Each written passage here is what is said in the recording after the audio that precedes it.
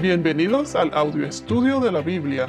A continuación, la lectura de las Escrituras, una breve explicación y los versículos que se relacionan. Génesis capítulo 29, versículos 18 al 20. Hasta ahora hemos visto que Labán corrió a encontrarse con Jacob. Lo trajo a su casa y Jacob le contó todo lo que había pasado con sus padres, todo en relacionado con Esaú, etc.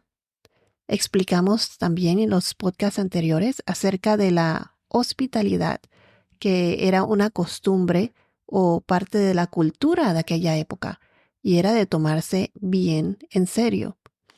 Jacob se hospedó como huésped, como invitado, en la casa de Labán. Pero pasó un mes y todavía Rebeca, su madre, no había enviado a nadie o ni siquiera noticias para que Jacob pudiese regresar.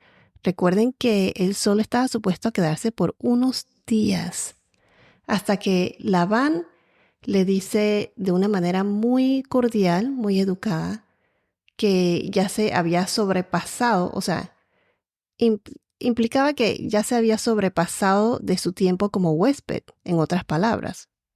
Y en el versículo 15, él dijo, ¿acaso porque eres mi pariente has de servirme de balde? Mencioné que sabemos que Jacob era trabajador. Y lo más probable es que se dice que Jacob debió de haber estado ayudando o aportando, aportando ayuda para los trabajadores de la casa. Después de todo, en Génesis capítulo 25, versículo 27, dice que él era un hombre pacífico, o sea, tranquilo, que habitaba en tiendas, o sea, que él habitaba en tiendas como sus padres. Ayudaba con las labores de la casa. Sabemos que hasta cocinaba, ya que él estaba preparando un potaje, o sea, un guisado de lentejas. Cuando Esaú, su hermano, llegó del campo agotado, porque había estado de cacería y eso, en Génesis capítulo 25, versículo 29. A diferencia de Esaú, que pasaba su tiempo en el campo cazando. Y mencionamos que esto era de cacería, o sea, más como un deporte, o sea, no porque necesitaba hacerlo. Él le gustaba ir de cacería.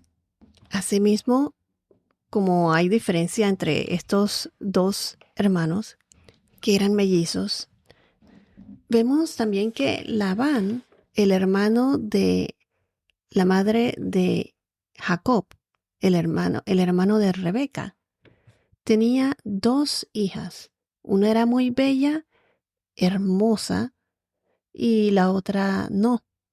Y esto era muy importante porque influye en la manera que se comporta cada una.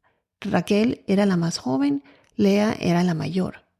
Y en el versículo 16 y 17 es como una pausa a la respuesta de Jacob a la pregunta de Labán. Y se hace esa pausa para describir a las dos hijas de Labán.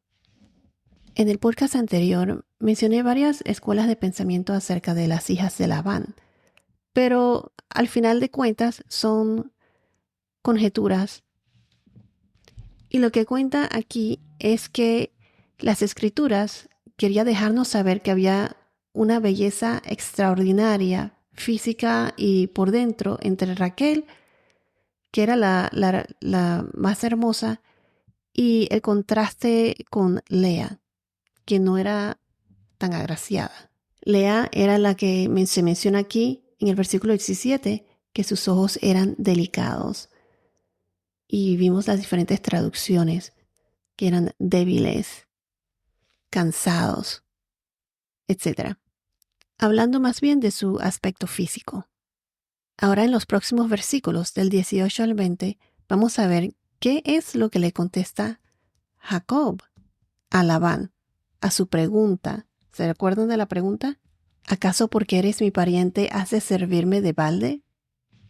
Hazme saber cuál será tu salario. Ahora se los voy a leer. Versículo 18 al 20. Jacob se había enamorado de Raquel y dijo: Te serviré 7 años por Raquel, tu hija menor.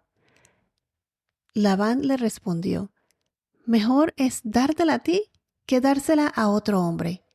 Quédate conmigo. Jacob, pues, sirvió 7 años por Raquel y le parecieron unos pocos días por el amor que le tenía.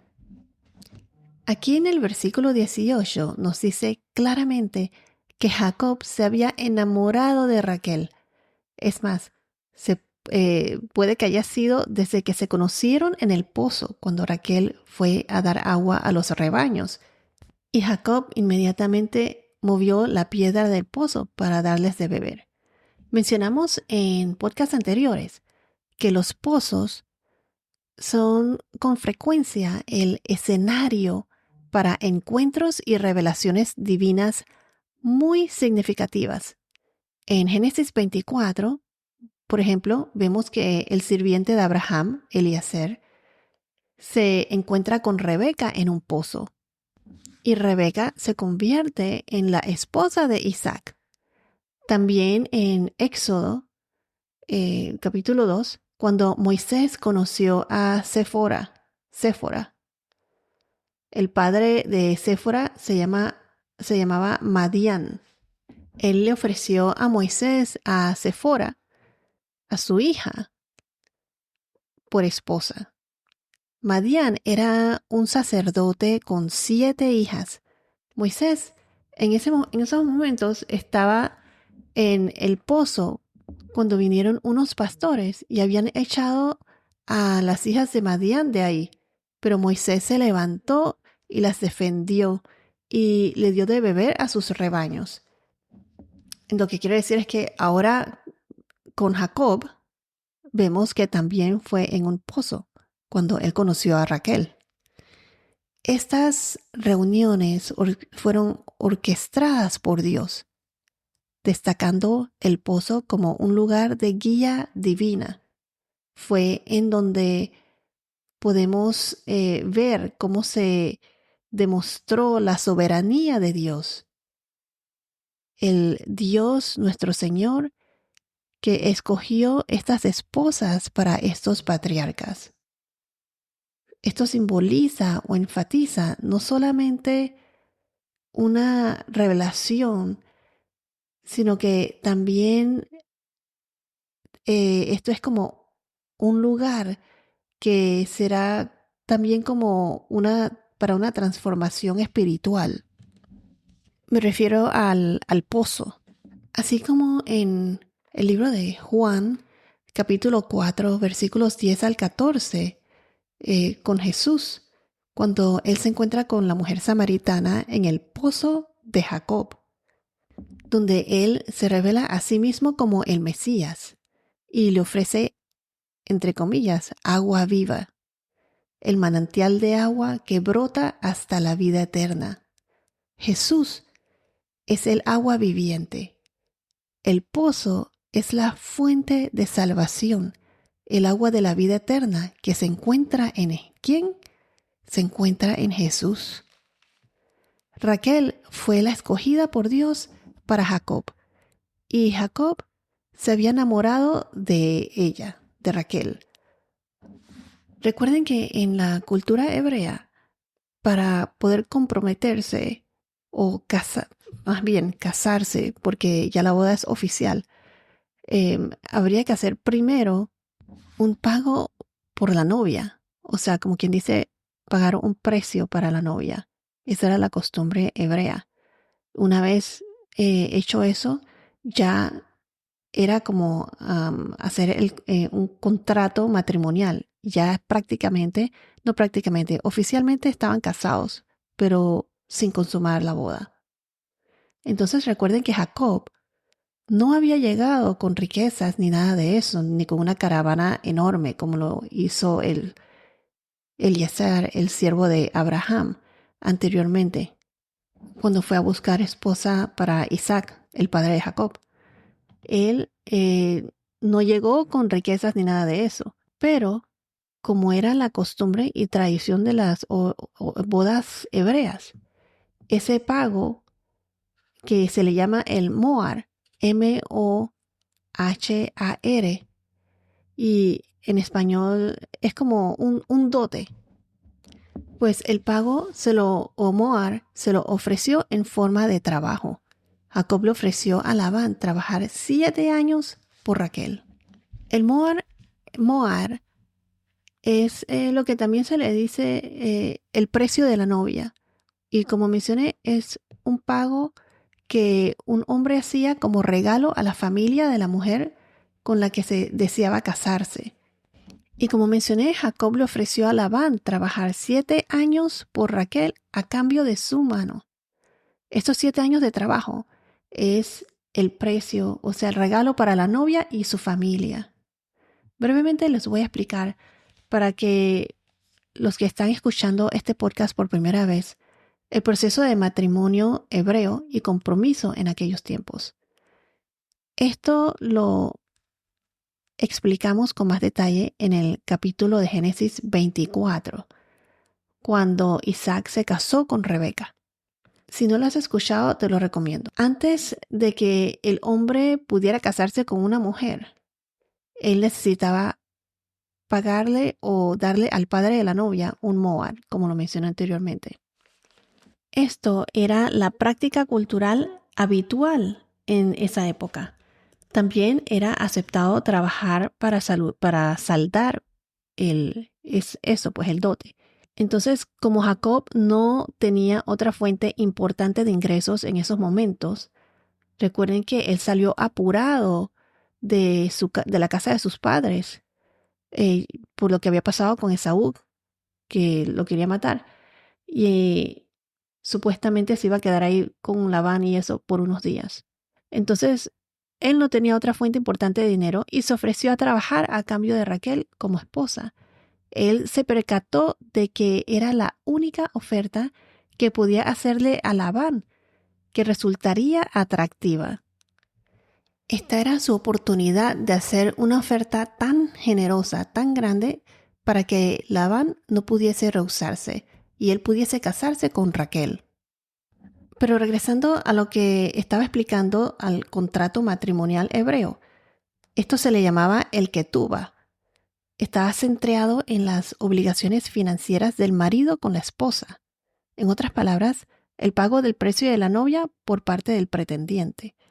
La novia entonces era considerada ya casada. O sea que no es como el día de hoy que uno se compromete por varios meses, pero en realidad no están casados. Aquí oficialmente ya el hacer el pago y el contrato, el ketubah, ya se era oficialmente casada. Pero a diferencia de que ella es separada para su marido, nadie más la podía tocar, ya era oficial, como mencioné. Entonces, al hacerse ese pago para la novia y ella es separada, ella es considerada casada, pero sin consumar el matrimonio. El novio iría a casa de su padre a preparar la morada nupcial, prácticamente por el tiempo de 1 año más o menos. O sea, solo el padre podía decirle al novio cuando su morada esté lista, cuándo él podría ir a buscar a la novia. Solo el padre sabe o dice cuándo. Tengan en cuenta que todo esto, la ceremonia hebrea, es un presagio de la boda de Jesús con su pueblo, con el cuerpo de creyentes. Es más, todo el Antiguo Testamento es un espejo del Nuevo Testamento. Se dice que el Antiguo Testamento es el Nuevo Testamento oculto y el Nuevo Testamento es el Antiguo Testamento revelado. El Antiguo Testamento es el Nuevo Testamento oculto y el Nuevo Testamento es el Antiguo Testamento revelado. Todo esto apunta a Jesús.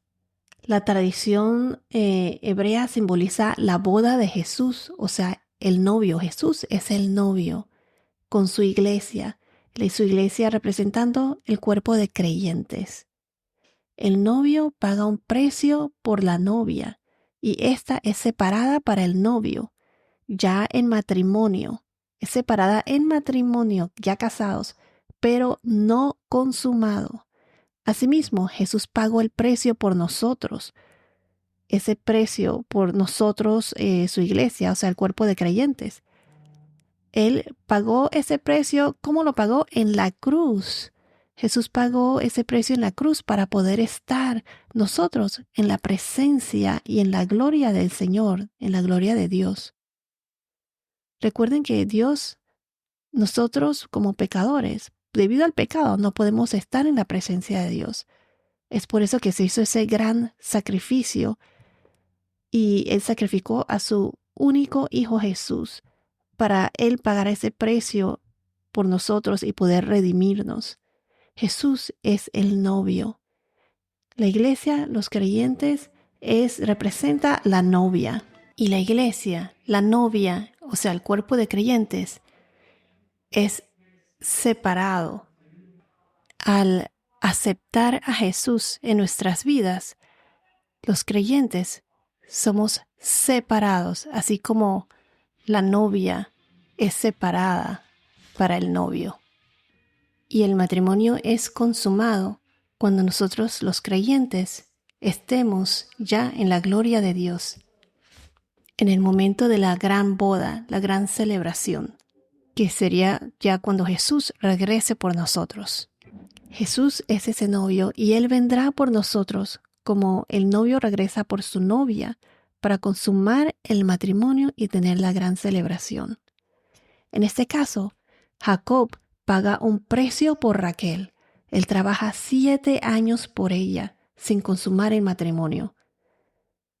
Rebeca, Séfora y Raquel fueron separadas para su novio. O sea, Rebeca con Isaac, Séfora con Moisés, así como Raquel con Jacob. Pero esto lo hablaremos con más detalle cuando vayamos a los próximos versículos relacionados con la boda de Raquel. Por si no se han percatado, la Biblia en su totalidad se trata de todo sobre una boda, sobre la gran boda, que es la máxima demostración de amor en este mundo. Vayamos a Apocalipsis, capítulo 19, versículos 6 al 8. Este es el anuncio de las bodas del Cordero. ¿El Cordero quién es? ¿Quién es el Cordero de Dios que quita los pecados del mundo? Jesús, su Hijo. Ok, se los voy a leer. Oí como la voz de una gran multitud, como el estruendo de muchas aguas y como el sonido de fuertes truenos que decía, ¡Aleluya! Porque el Señor nuestro Dios Todopoderoso reina. Regocijémonos y alegrémonos y démosle a Él la gloria, porque las bodas del Cordero han llegado y su esposa se ha preparado. Y a ella le fue concedido vestirse de lino fino, resplandeciente y limpio, porque las acciones justas de los santos son el lino fino. Voy a continuar con el versículo 9. El ángel me dijo, escribe, bienaventurados los que están invitados a la cena de las bodas del Cordero. También me dijo, estas son palabras verdaderas de Dios. Y quiero enfatizar que aquí donde dice que y su esposa se ha preparado, es por eso que siempre debemos estar listos, preparados, porque no sabemos cuándo será la venida del Señor, cuándo nos encontraremos con Él en los cielos. Y vendrá como un ladrón entra a la casa, de sorpresa. Es por eso que debemos estar listos siempre, aceptar al Señor, no esperes. Y proclamar también su mensaje para que otros puedan ser salvos. Nuestro deber es proclamar, esparcir su mensaje, y ya está en cada uno de ellos si aceptar a Jesús o no aceptarlo. Pero planta esa semilla. No se pierdan el próximo podcast porque esto se pone muy interesante. Bueno, esto es todo por ahora. Que tengas un día muy bendecido y hasta la próxima.